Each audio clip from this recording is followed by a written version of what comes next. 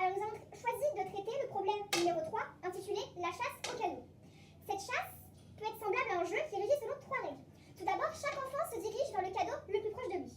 Ensuite, si un enfant est équidistant de plusieurs cadeaux, il sera alors bloqué. Et aussi, lorsque plusieurs enfants ont le même cadeau le plus proche, ils se rejoignent alors sur ce cadeau, et ne pourront plus se séparer jusqu'à la fin de la partie. On considère qu'une partie est gagnée lorsque les enfants ont réussi à récupérer tous les cadeaux. Nous allons chercher le nombre d'enfants minimum pour que les enfants puissent gagner. Dans le cas où les cadeaux sont disposés selon un triangle équilatéral. Si nous prenons un enfant, l'enfant sera donc équidistant des 2 cadeaux et il sera alors bloqué. Si nous prenons un deuxième enfant, ils pourront alors rejoindre le 3e cadeau pour gagner la partie. Les cadeaux sont cette fois-ci répartis selon un carré. Dans le cas où nous avons un enfant, l'enfant sera alors équidistant de ces 2 cadeaux et sera alors bloqué. Si nous plaçons un deuxième enfant, les 2 enfants pourront donc rejoindre les cadeaux et auront donc gagné puisqu'ils auraient réussi à récupérer tous les cadeaux. Les cadeaux sont disposés sous la forme d'un n-gone régulier. Le n-gone il est fermé. Donc dans le cas où nous avons un enfant, l'enfant sera bloqué parce qu'il sera équidistant des 2 cadeaux qui sont plus proches de lui et du coup il sera bloqué. Si nous avons 2 enfants qui sont disposés, on va dire n'importe où dans le n-gone régulier, sauf à côté, les 2 enfants seront bloqués parce qu'ils auront toujours deux cadeaux équidistants et ils ne pourront donc pas y accéder et ils seront bloqués. Par contre, si nous sommes dans la configuration où 2 enfants sont côte à côte, les enfants auront alors un choix. Donc pour cet enfant, ce sera ce cadeau, pour cet enfant, ce sera ce cadeau, et seront obligés de se diriger vers ces cadeaux et pourront ainsi gagner la partie.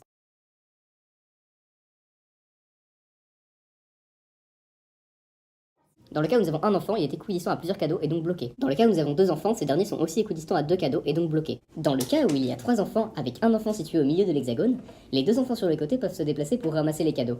Et donc, gagner la partie.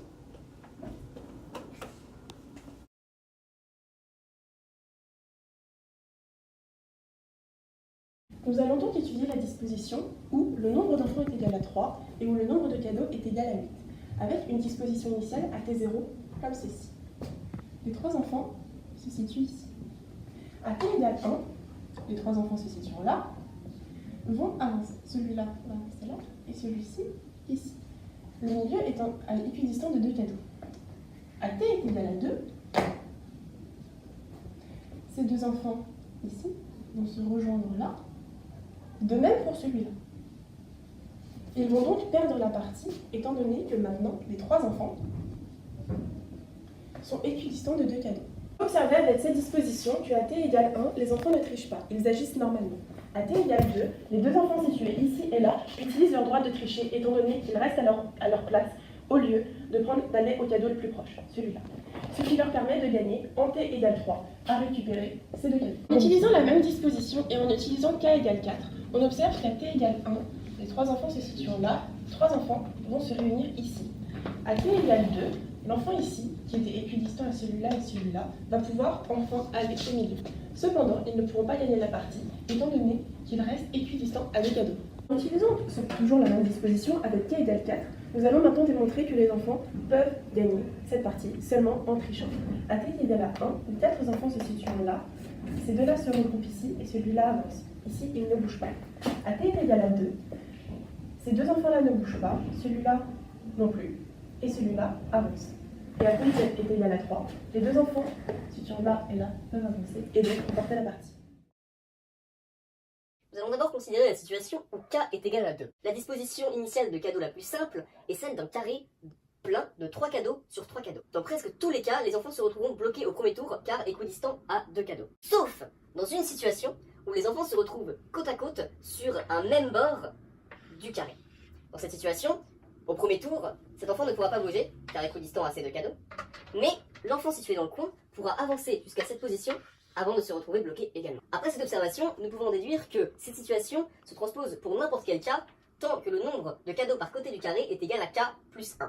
Pour k égale 4, comme ici, dans la plupart des situations initiales, les enfants se retrouvent tous bloqués dès le premier tour. Sauf dans certains cas où ils se trouvent aussi côte à côte dans des bords du carré et ils peuvent faire 1 ou 2 tours maximum.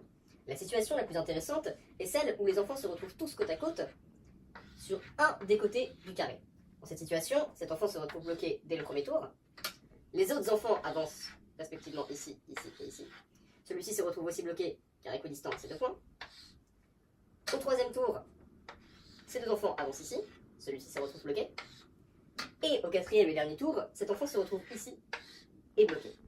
Et donc nous pouvons observer que dans toutes ces situations, pour k égale 2 et k égale 4, les enfants se retrouvent dans la même disposition finale, alignés dans une diagonale. Pour conclure, nous pouvons dire qu'une disposition pour laquelle un nombre k d'enfants donné ne peut pas gagner existe, et c'est celle d'un carré plein de k plus 1 cadeau par côté. Donc ici c'est égal 4. Et donc ainsi on peut déduire que n s'écrit ainsi. Et donc que n est égal à c facteur de c plus 1 sur 2. Or d'après l'énoncé on sait que n est égal à b facteur de b plus 1 sur 2. Donc on en déduit ainsi que c est égal à b. Dans cette partie de la démonstration on utilise un réseau triangulaire infini. Donc on va traiter plusieurs cas avec différents nombres d'enfants. S'il n'y a qu'un seul enfant, où qu'il soit placé, il sera équidistant de plusieurs cadeaux, donc ne récupérera que k cadeaux, c'est-à-dire 1.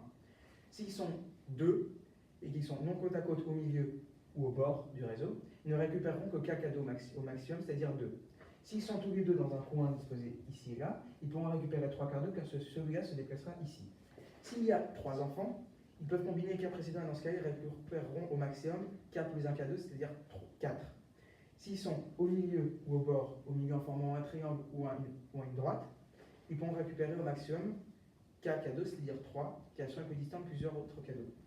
S'ils sont tous les 3 dans un coin du réseau en formant un triangle, comme ici, ils pourront au maximum récupérer k plus 3 cadeaux, c'est-à-dire 6. Et s'ils forment tous les 3 une ligne dans un coin du réseau, ils pourront aussi récupérer k plus 3 cadeaux, c'est-à-dire 6. Donc on voit avec k égale 3 que le nombre de cadeaux récupérés maximum s'écrit sous la forme k facteur de k plus 1 sur 2. On voit qu'avec k égale 2, c'est de même. Et avec k égale 1, idem. Donc on va se demander si le nombre de cadeaux récupérés maximum s'écrit sous la forme k facteur de k plus 1 sur 2 pour tout k supérieur à 1 et appartenant à n.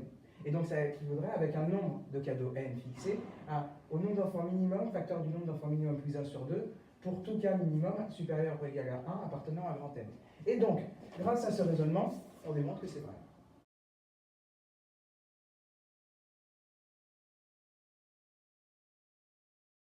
Donc, n est égal à k min facteur de k min plus 1 sur 2. Or, on a vu tout à l'heure que n est égal à c facteur de c plus 1 sur 2. Donc, on déduit cette égalité, et on trouve que c égale k min. Or, on a vu tout à l'heure que c est égal à b, donc on a déduit que c égale b égale k. Donc, il faut b enfants, au minimum, pour récupérer n cadeaux disposés dans un réseau triangulaire, tel que n est égal à b facteur de b plus 1 sur 2. Nous allons essayer de démontrer l'existence d'une constante c et sa plus faible valeur dans l'inéquation n strictement supérieure à c fois k. Sachant que k est supérieur ou égal à 1, on en déduit donc que n supérieur ou égal à 2. Si c strictement inférieur à 1, alors le nombre de cadeaux récupérés est inférieur au nombre d'enfants.